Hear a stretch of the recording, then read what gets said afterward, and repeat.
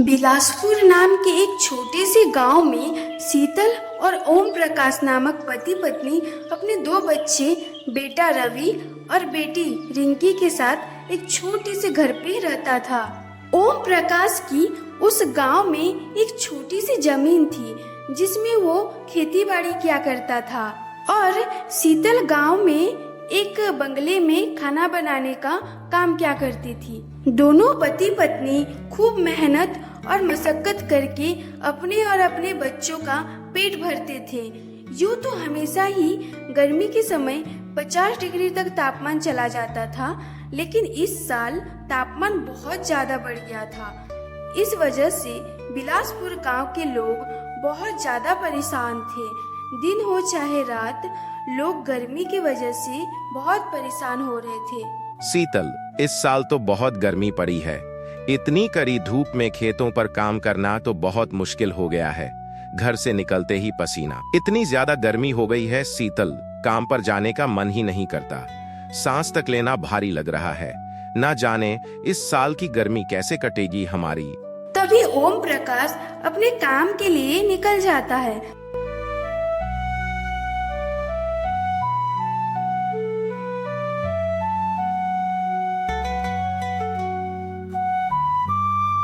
और लता भी काम पे चली जाती है।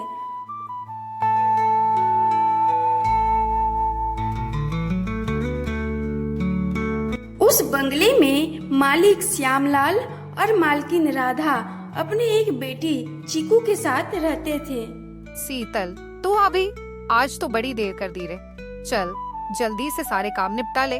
तुझे पता है ना, आज चीकू का बर्थडे है, तो शाम होने से पहले पहले सब काम पूरे हो जाने चाहिए।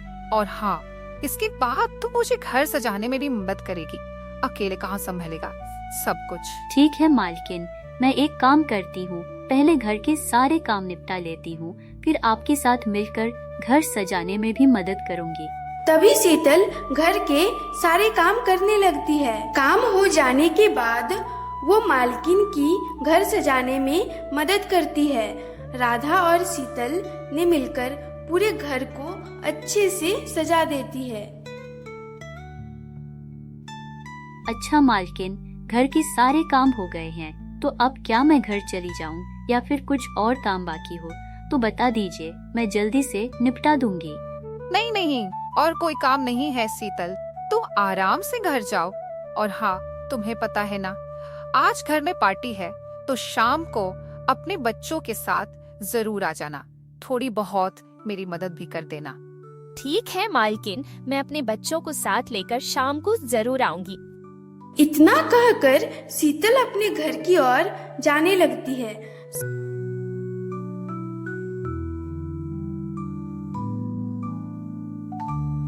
शाम होते ही शीतल अपने बच्चों को तैयार करती है और पार्टी में चली जाती है।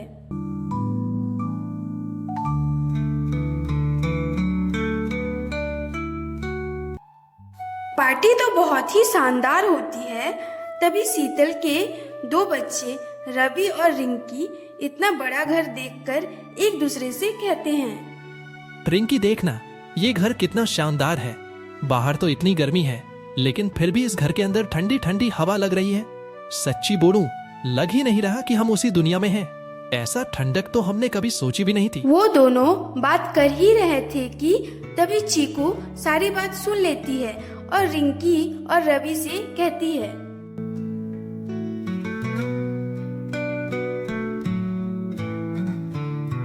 हमारे घर में इतनी ठंडी ठंडी हवा इसलिए लग रही है क्योंकि यहाँ हर कमरे में कूलर लगा हुआ है। ओह अच्छा, इसका मतलब जब हर कमरे में कूलर लगे होते हैं तो पूरा घर ही ठंडा हो जाता है। वाह, हमें तो कभी ऐसा सोचा भी नहीं था। अब समझ में आया कि तुम्हारे घर में इतनी ठंडक क्यों है। अरे बच्चों, चलो साबी इधर आओ, केक काटने का समय हो गया है। देखो, सब इंतजार कर रहे हैं। जब चीकू केक काटने लगती है तब रवि और रिंकी दोनों ठंडी ठंडी हवा खाते खाते कूलर के पास पहुंच जाता है और दोनों वहीं पर बैठ जाते हैं और ठंडी ठंडी हवा का मजा लेने लगते हैं। देखते ही देखते दोनों भाई बहन की आंख लग जाती है। तभी अचानक से चीकू वहां आ जाती है और वो दोनों को सोते देख बहुत गुस्सा कर कहती है, तुम दोनों यहाँ क्या कर रहे हो? ये आवाज सुनते ही सभी लोग वहां पहुंच जाते हैं और देखते हैं कि दोनों भाई बहन कूलर के पास बेड में सोए हुए हैं। तभी राधा भड़कते हुए कहती है, तुम दोनों इस कमरे में क्या कर रहे हो? चलो अभी के अभी यहाँ से उठो। रवि और रिंकी राधा की आवाज सुनकर जग जाती है। तभी शीतल वहां आती है और कहती है, क्या हुआ मालकिन? आपकी आवाज तो बहुत जोर से नीचे तक आ रही थी। सब ठीक है ना? क्या हुआ ये मत पूछ, ये पूछ क्या नहीं हुआ। जरा देख तो सही, तेरे बच्चों ने मेरी पूरी बिस्तर गंदी कर दी। कूलर देखा नहीं कि सीधे वहीं जाकर सो गए जैसे पूरा घर इन्हीं का हो। मैंने तेरे बच्चों को इसीलिए बुलाया था कि चल तेरे बच्चे भी कभी ऐसी पार्टी नहीं देखे होंगे तो देख लें, महसूस कर लें कुछ अच्छा। लेकिन इन्हें तो अपनी औकात ही याद नहीं रही। सुन शीतल, अभी के अभी अपने बच्चों को लेकर यहाँ से निकल जा। ये कोई धर्मशाला नहीं है और हाँ, कल से काम पर आने की कोई जरूरत नहीं है। नहीं नहीं मालकिन, ऐसा मत कीजिए। हमें काम से मत निकालिए। बच्चे अभी छोटे हैं, नादान हैं, उन्हें समझ नहीं होती। आप बड़ी हैं, माफ कर दीजिए मालकिन। अगली बार ऐसा बिल्कुल नहीं होगा। हमें काम की बहुत जरूरत है। ये तेरी ही गलती है शीतल। अब तू यहाँ और काम नहीं कर सकती। बहुत हो गया। तू अभी के अभी अपने बच्चों के साथ यहाँ से निकल। राधा वो तीनों को अपने घर से निकाल देती है और आगे से काम पर आने से भी मना कर देती है।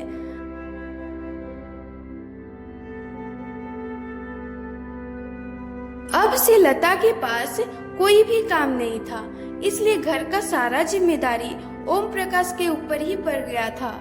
हे भगवान, आज तो खाना बनाने के लिए घर में एक मुट्ठी चावल भी नहीं बचा और मेरे पास पैसे भी नहीं है। अब मैं लाऊं तो लाऊं कहाँ से? चाहे मैं भूखा भी सो जाऊं, लेकिन बच्चों को क्या कहूँ? कहाँ से खाना दूं? भूखे पेट उन्हें नींद कैसे आएगी? तभी ओम प्रकाश अपने कामों से घर लौट आता है। अजी, आप तो आ गए घर, लेकिन आज तो राशन भी खत्म हो गया है। घर में एक दाना तक नहीं बचा। अब बच्चों को क्या दूं? सुबह से खाली पेट बैठे हैं। कोई बात नहीं शीतल, आज मैं थोड़े से चावल ले आया हूँ। खेत में कुछ दाने बिखरे पड़े थे, उन्हें ही बटोर लाया हूँ हाथों से। सोचा बच्चों के लिए कुछ तो बन जाए। ऐसे उस दिन तो थोड़ी सी खाना खा के सभी सो जाते हैं।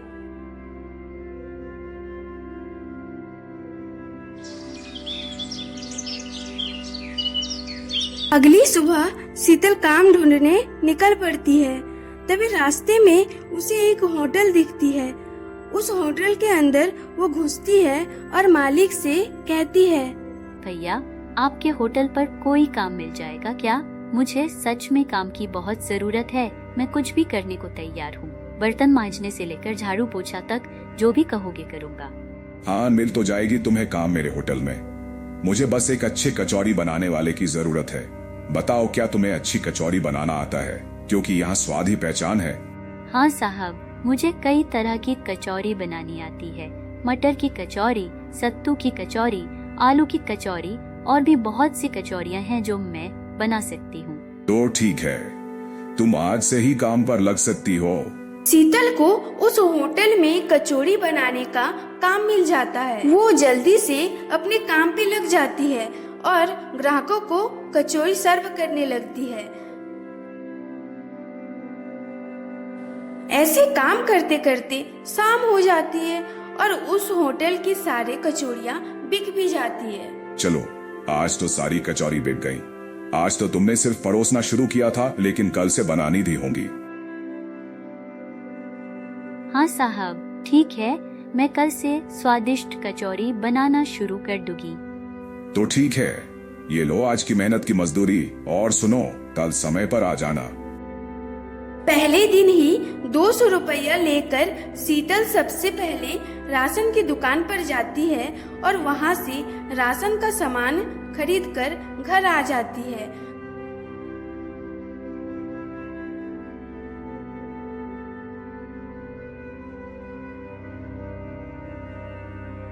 घर पहुंचती ही शीतल सबसे पहले अपने बच्चों के लिए खाना बनाने लग जाती है। रवि, रिंकी, जल्दी जल्दी आओ बेटा, आकर खाना खा लो। आज तुम दोनों की पसंद की सब्जी बनी है। इतने में ओम प्रकाश भी अपने काम से घर आ जाता है। तभी शीतल अपने पति ओम प्रकाश को अपने नए काम के बारे में बताती है। इस तरह से सभी मिलजुल कर खुशी खुशी खाना खाते हैं।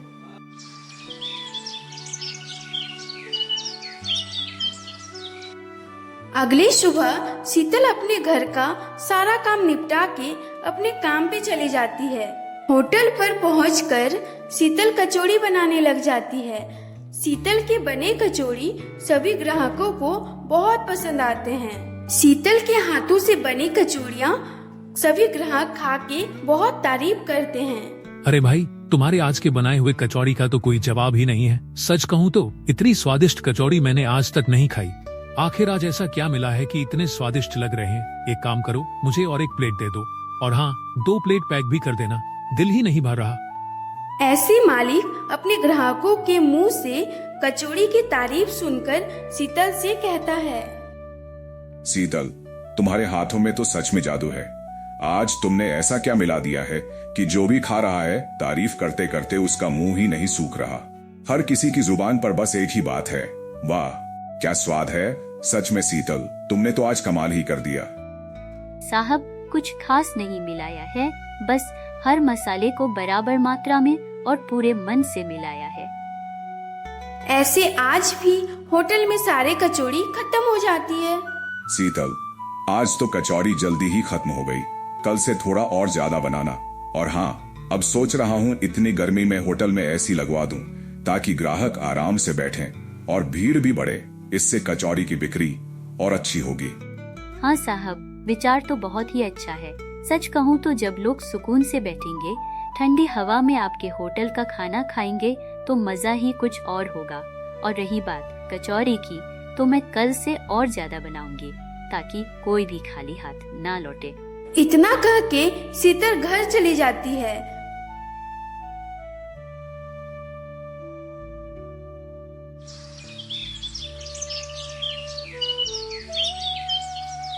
अगले दिन होटल में एसी लग जाती है और जैसा उसने सोचा था वैसे ही हुआ। एसी लगने के बाद होटल में ग्राहकों की और भी भीड़ लग जाती है। सभी ग्राहक ठंडी ठंडी हवा में बैठकर गर्मा गर्म कचौड़ी की मजा लेने लगते हैं। ऐसे आज भी होटल की सारी कचौड़ी बहुत जल्दी ही बिक जाती है। शाम के समय जब शीतल घर वापस आती है तो वो देखती है रवि और रिंकी आपस में एक दूसरे से बात कर रहे होते हैं। भैया, उस दिन पार्टी में कितना मजा आ रहा था ना। वो कूलर की ठंडी ठंडी हवाएं सीधा दिल तक जा रही थी। नींद भी ऐसी आई जैसे बरसों बाद चैन मिला हो। इतनी गर्मी में तो अपने घर में नींद भी ठीक से नहीं आती। काश हमारे घर में भी कूलर होता। हाँ छोटी, एक दिन जरूर होगा। जब मैं बड़ा हो जाऊंगा ना, तो तेरे लिए एक अच्छा सा एसी लाऊंगा ताकि तू भी ठंडी हवा में सुकून से सो सके। और माँ बाबा को भी इतना खुश रखूंगा कि उनके चेहरे पर बस मुस्कान ही मुस्कान हो। इतने में शीतल घर के अंदर आ जाती है।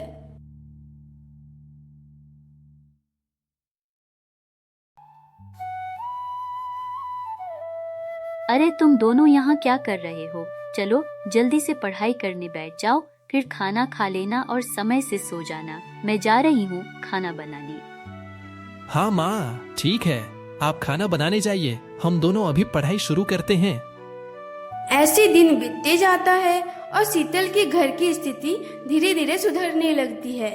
ऐसे ही एक दिन सुबह शीतल काम पे जा रही होती है, तभी उसे रास्ते में एसी कूलर की एक दुकान दिखती है। वो उस दुकान के अंदर जैसे ही जाती है, उसे एक नजर में एक पुरानी कूलर पसंद आ जाती है और वो दुकानदार से कहती है, भैया ये कूलर कितना का है? देखने में तो बड़ा बढ़िया लग रहा है।